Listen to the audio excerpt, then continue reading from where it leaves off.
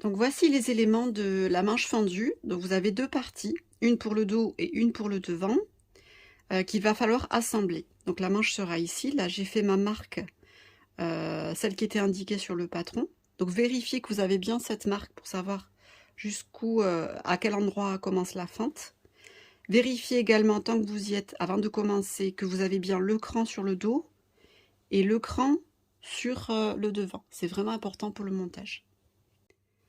Voilà, donc maintenant on va commencer à superposer le devant et le dos à ce niveau-là, épingler jusqu'à la fente ici. On va venir faire une couture à 1 cm de là jusqu'ici, donc avec un bon point d'arrêt ici et ici. Voilà le résultat. Donc j'ai fait la couture ici au milieu de la manche. Je me suis arrêtée à ce niveau-là pour qu'on puisse faire la fente et je suis venue repasser couture ouverte.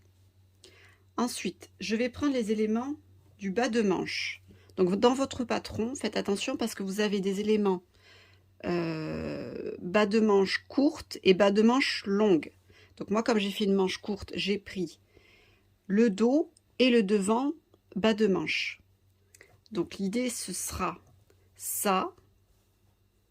Donc là, on est sur le dos ici, qui sera assemblé avec le dos comme ça. Voilà, ce sera superposé ici. Donc, faut pas se tromper dans le sens, hein. En fait, il faut qu'on ait un effet miroir. Voilà, le dos est là, le devant est là. Donc, j'ai fait la même chose sur le bas de manche. J'ai fait la couture jusqu'ici, jusqu'à la marque. J'ai repassé couture ouverte. Et vous notez aussi que j'ai surfilé la partie du haut. Maintenant, je vais pouvoir venir superposer le bas de la manche, voilà, sur la manche. Voilà. Et si tout va bien, tout se raccorde parfaitement. Donc je vais commencer par cette partie que je vais épingler.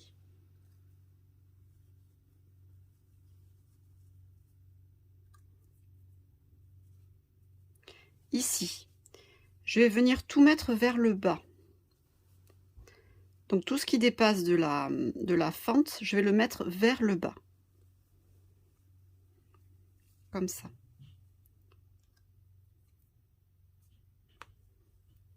Et ça, je vais venir le superposer avec le reste de la fente ici. Donc il faut que ça se superpose parfaitement.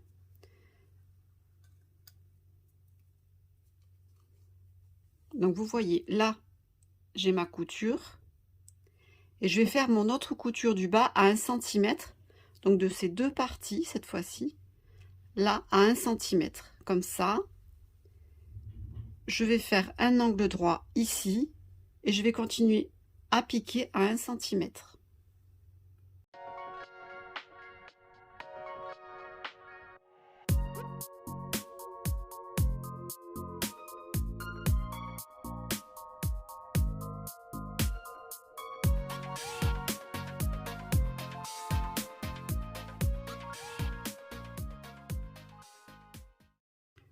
Une fois que j'ai levé, je vais venir couper l'angle, biseauter l'angle.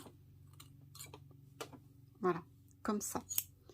Là, je vais pouvoir retourner cette partie pour voir si tout va bien. Voilà. Ici, donc ça tombe parfaitement.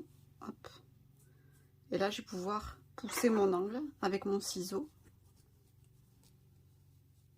Voilà, la partie pointue de mon ciseau sans y aller trop fort pour avoir un bel angle. Voilà. Tout va bien, je vais pouvoir retourner à nouveau. Et maintenant, je vais faire l'autre côté. Cette partie-là. Donc, je vais assembler là, comme ça, et tout le bas aussi.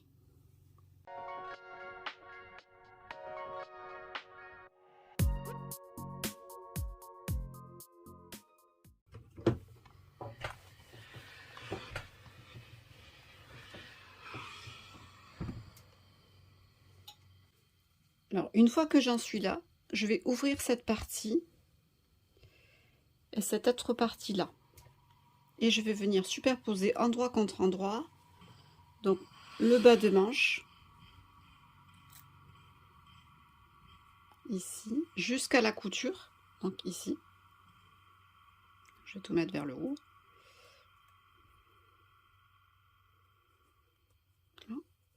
Et jusque là.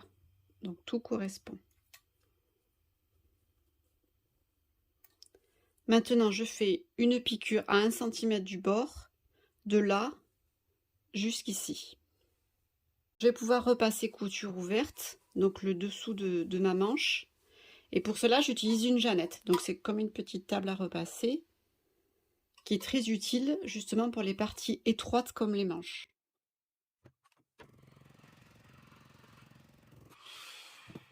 Voilà. Et maintenant, je vais venir faire une piqûre à la main dans le sillon.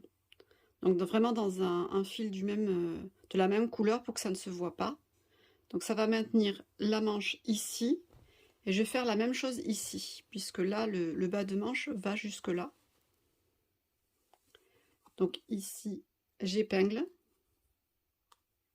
Et je fais aussi une couture avec un point invisible dans le sillon, donc à la main.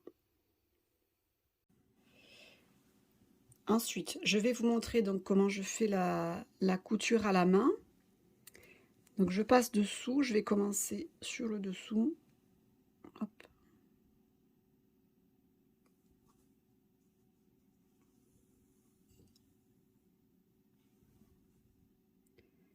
Voilà, je vais tout doucement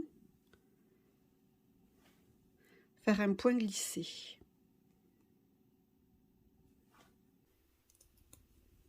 Voilà, le but c'est qu'il soit complètement invisible, mais qu'il maintienne bien le bas de manche dessous. Voilà, dans le sillon de la première couture. Je repars à chaque fois en arrière.